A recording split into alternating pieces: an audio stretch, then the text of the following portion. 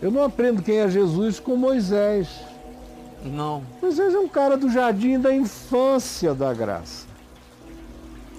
Davi, um bom garoto, gente boa. Considerando a primitividade dos dias dele, ele era um Renaissance man. Renaissance man. É, um cara poeta, salmodiador, charmoso, legal, guerreiro, mas era só Davi. Chamava Jesus de meu Senhor. Jesus chega lá em Mateus 6 e fala, escuta, olhando as plantas, os lírios, e diz, nem Salomão em toda a sua glória se vestiu como qualquer lírio do campo, como qualquer orquídea. Aí diz, eis aqui quem é maior do que Salomão. Então, tudo isso ficou para trás. Então, o que desses caras continua valendo é tudo aquilo que em Jesus encontra a sua repetição e a sua validação. Se não encontrar em Jesus a sua repetição e a sua validação, é para ser jogado fora. Caiu em obsolescência. Praticar é assumir um estado de demência. É assumir o Alzheimer de Moisés.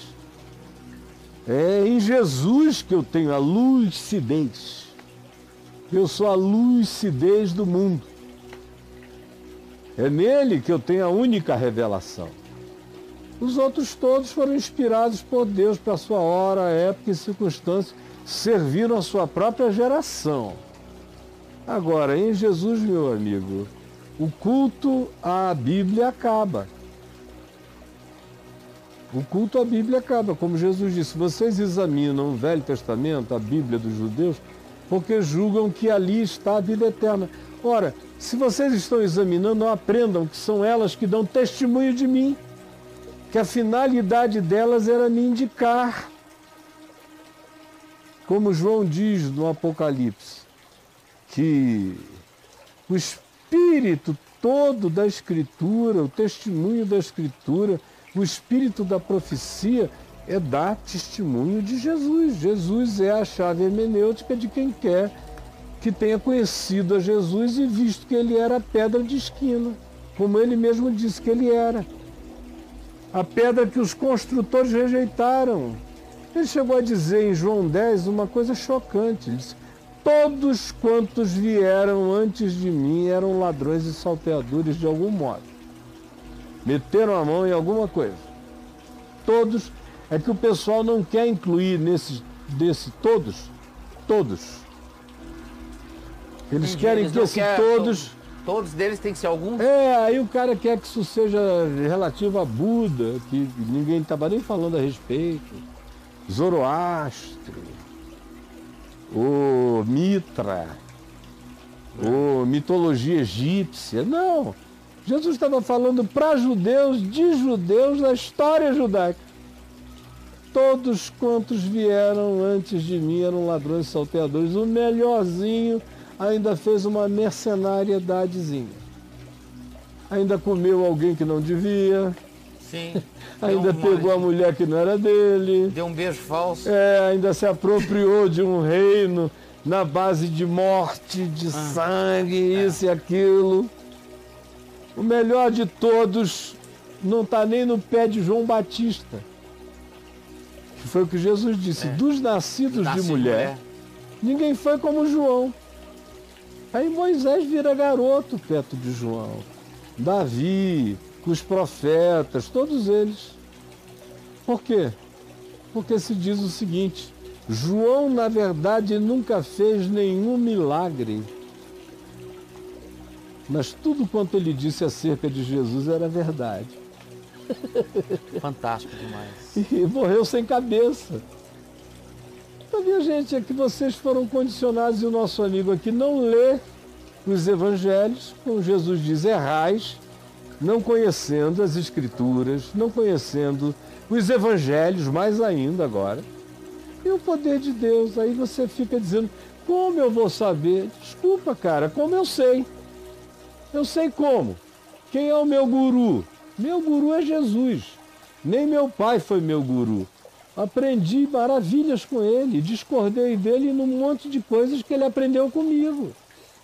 Como a Epístola aos Hebreus diz, listando aquela lista enorme de pessoas, começando lá com Abel, passando por Enoque, entrando em Noé, passando por Abraão, por Sara, por Davi, por aquela lista toda, Sansão, Jefté, todos eles mencionados nos livros de Juízes, os profetas, menciona Isaías, sem falar o nome, gente que foi cerrada ao meio, foi o caso de Isaías, gente que foi expropriada de tudo e termina dizendo, ora, eles, sem nós que temos a revelação de Cristo Jesus, não seriam aperfeiçoados.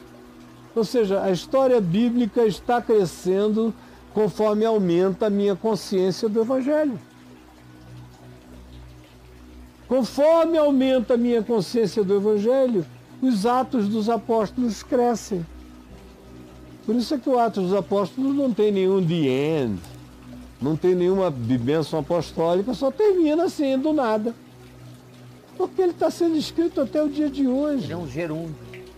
O Atos é um gerúndio até o último ato da última criatura impregnada da consciência de Deus na face da terra, vivendo o Evangelho. Isso cresce todo dia, porque quanto mais Jesus cresce em mim e o Evangelho é maturado em mim, e tem coisas do Evangelho que só dava para a gente entender de fato em dias como os nossos, coloca cada um de nós numa posição de percepção superior aos do passado. Por exemplo, só para concluir que eu já passei muito da hora. Atos 9, 10 e 11. Se Paulo estivesse vivo hoje e a gente sentasse aqui 2 dias conversando sobre o significado de espaço-tempo, ele não teria escrito algumas coisas sobre predestinação que ele escreveu em Romanos 9, 10 e 11. Aquilo ali só podia ser escrito por um cara com a limitação espaço-temporal de pensar no espaço-tempo como um acontecimento linear único. Aí está tudo certo. Se Deus está aprendendo com o homem, andando com o homem na linha do tempo, e se a criação aconteceu e a crucificação de Jesus foi o ato de redenção, como um remendo de pano novo em veste velha, como que Jesus disse que era para não fazer, botar vinho novo em odre velho, se a crucificação é um remendo, a redenção, então ok. Romanos 9, 10 e 11 está certo. Deus está remendando o que aconteceu de errado. Mas quem está certo é Jesus, que diz que tanto Abraão como Isaac e Jacó, que já tinham morrido, um depois do outro, Deus diz, eu sou o Deus de Abraão, eu sou o Deus de Isaac, eu sou o Deus de Jacó, e Jesus diz, portanto, ele não é o Deus de mortos e sim de vivos, porque para ele todos vivem, afirmando que Deus é o eu sou indesignável, e que para ele não existe nem passado, nem presente, nem futuro, tudo é, não só nessa linha do tempo newtoniana aqui, mas no mundo paralelo, nos muitos mundos de principados, potestades e camadas e camadas e camadas de existências paralelas. Então você, entendendo o significado, por exemplo, da mecânica quântica e do que ela sugere e prova laboratorialmente sobre a indesignibilidade do aprisionamento de uma partícula a um único momento no espaço-tempo, que a mesma partícula pode ter um recíproco num outro lado do universo e não está aqui, e ela viaja de um ponto para o outro sem demandar tempo nem espaço, ela simplesmente está lá, relativizando por inteiro o espaço-tempo. Um negócio tão maluco que Einstein, que foi quem chegou a essa percepção, não quis aceitá-la. Porque para ele era inegável que aquilo existia, mas era incompreensível que aquele fosse o elemento fundamental do macro-universo newtoniano. E ele chamou isso de assombração física, esse spooky phenomenon. Um fenômeno da assombração.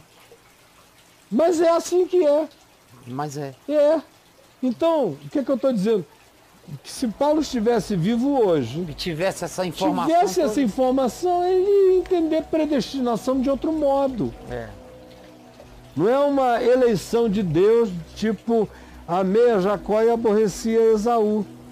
Isso era o que eles podiam dizer. Aí ferra o mundo árabe todo. Quando na realidade Deus ama o mundo de tal maneira. Não os judeus, os hebreus, os semitas, amou o mundo. Eu acho maravilhoso que pegam Simão Sirineu, que era um africano negro, para carregar a cruz de Jesus. É, Caio. Para acabar com essa idiotice, né? Maravilha. Amou o mundo, amou os cananitas, os descendentes de Cão, os africanos. Amou o mundo. Amou os arianos, descendentes de Jefté. E amou os semitas, amou todos, de todas as categorias. Então, predestinado é todo aquele que em qualquer lugar dê privilégio ao amor, à verdade, à justiça. Esse é um predestinado. Não é porque ele ouviu, às vezes ele não ouviu nada, não sabe nada, mas inexplicavelmente, ao invés de odiar, ele prefere amar. Ele prefere amar. Ao invés de se vingar, ele prefere perdoar. Ao invés de matar, ele prefere poupar. Esse é o predestinado. Esse cara é um predestinado. Esse que ama, conhece a Deus, vem de Deus, é filho de Deus. Foi o que Jesus disse em Mateus, é o que João repete na epístola dele, é o que o Novo Testamento todo ensina. Só não quer ver isso quem está totalmente cegado pelo engano supremacista da religião. Agora, eu não estou mais nem aí tem aquela garotada ali, reformada, que fica dizendo que eu sou herege. No dia que os filhos deles aprenderem significado relativo de espaço-tempo, que eles derem uma mergulhadinha no ambiente quântico, e eu já não estiver aqui, porque do jeito que as coisas são, eles vão demorar demais a chegar lá. É. Eles só andam para trás, é todo mundo fazendo moonwalking, ao invés de andar para frente. Então eu vou ter que morrer, passar muito tempo para os caras dizerem, poxa, o Caio só estava tentando ajudar a gente a enxergar melhor. E como Paulo, em Romanos 9:10, não é a revelação é Cristo, e o que ali é revelação em Paulo é o que se coaduna com Jesus. E com Jesus essa história de que tu ocultaste essas coisas aos sábios e entendidos e as revelaste aos pequeninos, é um mistério da graça de Deus que está para além de qualquer compreensão humana e nem é um fatalismo determinante, não é um karma salvífico em relação a ninguém. De modo que eu me lembro quando eu era bem jovem, me perguntavam, escuta, quem são os predestinados para você? Eu digo, é todo mundo que ouvindo, acolhe. E todo mundo que não ouvindo, escolhe. Esses são os que escolheram o que é bom. Esses vão viver. Quem escolhe o que é mal, escolhe morrer. Morrendo, morre. E quem escolhe amor, justiça e paz, como Paulo diz, escolheu incorruptibilidade, esse vai viver. Quem escolhe incorruptibilidade alcançará a incorruptibilidade. Quem escolhe viver para alimentar a corruptibilidade, quando morre, morre. Vai ser comido pelo verme, que não se sacia nunca. E acaba ali. Morreu, foi, já era.